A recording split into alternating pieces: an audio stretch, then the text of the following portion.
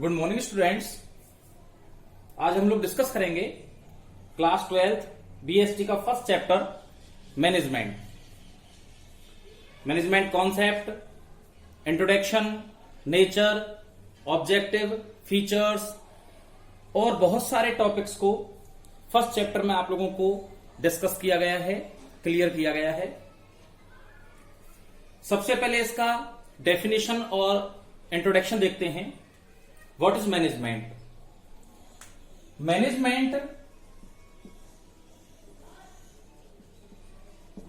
Management term को चार टुकड़ों में डिवाइड करते हैं: man, age, man and T.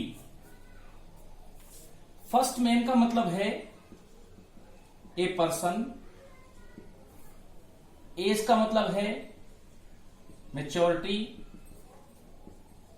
Knowledge, experience, skills and many other things. Man का मतलब है a group of persons and T का मतलब है टैक्टफुली।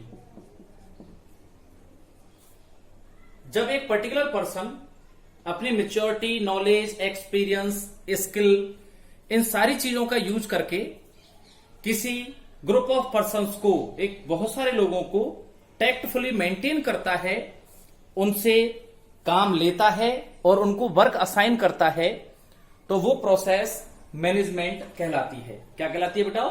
वो प्रोसेस मैनेजमेंट कहलाती है। मैनेजमेंट एक ब्रॉड कॉन्सेप्ट है, हालांकि कुछ राइटर्स ने इसको नैरो कॉन्सेप्ट में एक्सप्लेन किया है।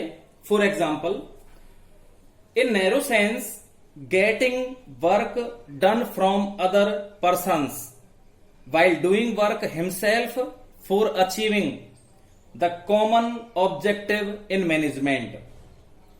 But in broader sense, management is an art and science relating to planning, organizing, directing, controlling, coordinating, motivating, reporting and budgeting of individual and collective efforts of various person for achieving common objective of an organization।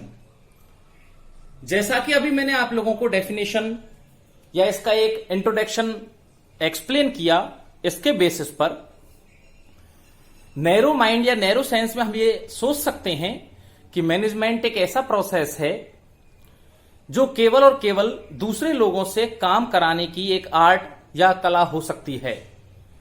But in present scenario और present perception, management एक broader concept है जो related है या explain करता है कि हम दूसरे लोगों से ना केवल काम कराएं बल्कि प्रॉपर प्लानिंग करें, ऑर्गेनाइजिंग करें, कोऑर्डिनेशन करें, कंट्रोल करें, लोगों को डायरेक्शंस प्रोवाइड कराएं, रिपोर्टिंग, बजटिंग, कम्युनिकेशन और बहुत सारी मोटिवेटिंग और बहुत सारे पॉइंट को ये अपने साथ कलेक्टिव फॉर्म में लेकर चलता है। It means management present time में ना केवल लोगों से काम लेने की कला बल्कि एक प्रॉपर प्लानिंग डेवलप करना, रिसोर्सेज को इकट्ठा करना, उन रिसोर्सेज को प्रॉपर एलोकेट करना, मोटिवेट करना, डायरेक्ट करना, कम्युनिकेट करना, कंट्रोल करना, इन सारी प्रोसेसेस का एक ग्रुप कॉम्बिनेशन है या एक ग्रुप माना जा सकता है। मैनेजमेंट की डेफिनेशन बहुत अलग अलग राइटर्स ने बहुत अलग अलग तरीके से स्टूडेंट्स को प्रोवाइड कराई है, स्कॉलर्स को प्रोवाइड कराई है। अगर आप लोग बात करेंगे तो मैं कुछ डेफिनेशंस आप लोगों के सामने एक्सप्लेन कर रहा हूं। एक राइटर हैं जिनका नाम है professor F.W. Taylor, Frederick Winslow Taylor. उन्होंने कहा है, management is the art of knowing what you want to do and then seeing that it is done in the best and cheapest way. Professor Taylor ने explain किया है कि सबसे पहले आपको ये देखना है कि आप क्या काम करना चाहते हैं, इट मींस प्लानिंग। और उसके बाद आपको यह देखना है कि आप उसे किस तरीके से बेस्ट और चीपेस्ट वे में कंप्लीट कर सकते हैं। इट मींस मैनेजमेंट प्लानिंग बनाना और रिसोर्सेज को एलोकेट करने से रिलेटेड पॉइंट माना जा सकता है। Professor Lawrence A Appley explain और define management. Management is the development of people and not the direction of the things. इसका मतलब वो ये जो डेफिनेशन है वो बिल्कुल इसी टॉपिक से निकली है कि मैनेजमेंट लोगों को डायरेक्शन देना है। आप किसी भी पर्टिकुलर कमोडिटी और मशीनरी को डायरेक्शन नहीं दे सकते, बल्कि आप क्या कर सकते हैं, एक लोगों के ग्रुप को डायरेक्ट कर सकते हैं, एक लोगों के ग्रुप को क्या दे सकते हैं, प्रॉपर डायरेक्शन प्रोवाइड करा सकते हैं। According to professor Ross Moore, management means decision making. It means a management take various types of decision in an organization to operate organization in a proper way। इसी अगर आप perception में बात करेंगे तो मैनेजमेंट ना केवल प्लान बनाता है बल्कि उनको प्रॉपर इंप्लीमेंट करने के लिए बहुत सारे डिसीजंस भी अपने ऑर्गेनाइजेशन में समय समय पर लेता रहता है। प्रोफेसर मैकफरलैंड ने कहा है, management is the process by which managers create, direct, maintain and operate purposive organizations through coordinated and cooperative human efforts। लोगों के कलेक्टिव ह्यूमन एफर्ट से, एक ग्रुप ऑफ पर्सन के कलेक्टिव ह्यूमन एफर्ट से लोगों को इकट्ठा करके टैक्टफुली उनसे टेक्निकली अप्रोच के थ्रू जब कोई वर्क लिया जाता है, काम लिया जाता है, तो उसे क्या कहा जाता है, मैनेजमेंट कहा जाता है। क्लियर? ऐसे कई सारे राइटर्स हैं जिन्होंने मैनेजमेंट की बहुत सारी डेफिनेशंस प्रोवाइड कराई हैं। एक दो राइटर्स और देख लें। According to professor JL Massie, management is defined as the process by which a cooperative group direct action toward common goals. इसका मतलब इन लोगों को ऑर्गेनाइजेशनल गोल्स, किसके लिए, ऑर्गेनाइजेशनल ऑब्जेक्टिव्स की ओर लेकर जाने का नाम ही क्या है, मैनेजमेंट है। इस कॉन्सेप्ट को अगर थोड़ा और समझा जाए तो आपको यह कंफर्म करना होगा कि व्हाट इज ऑर्गेनाइजेशनल ऑब्जेक्टिव्स या व्हाट इज ऑर्गेनाइजेशन गोल और ऑब्जेक्टिव्स। तो अपन समझेंगे इसको बिजनेस ऑब्जेक्टिव्स। जब किसी ऑर्गेनाइजेशन को बनाया जाता है तो उसके बहुत सारे ऑब्जेक्टिव आप लोगों के सामने आते हैं। इनको हम दो पार्ट में डिवाइड कर सकते हैं। First is primary objective and second is secondary objective. Primary objective का मेन पार्ट है प्रॉफिट मैक्सिमाइजेशन। क्या है? Profit maximization. इट मींस एक ऑर्गेनाइजेशन हमेशा यह चाहता है कि ज्यादा से ज्यादा प्रॉफिट अर्न किया जाए। प्रॉफिट किसी ऑर्गेनाइजेशन का लाइफ ब्लड हो सकता है, because without profit a organization can't run in the long term. लंबे समय तक आप उसको नहीं चला सकते। जब तक आप प्रॉपर प्रॉफिट अर्न नहीं करते हैं तब तक आप ऑर्गेनाइजेशन को डेवलप नहीं कर सकते, एक्सटेंड नहीं कर सकते, एक नई ऊंचाई की ओर नहीं ले जा सकते। इसलिए profit is the main motive of an organization. किसी भी ऑर्गेनाइजेशन का प्रॉफिट क्या है? मेन मोटिव है।